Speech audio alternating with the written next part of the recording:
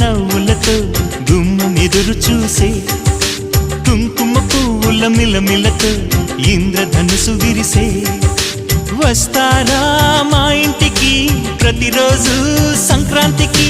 గుమ్మడి పువ్వుల నవ్వులతో గుమ్మం ఎదురు చూసే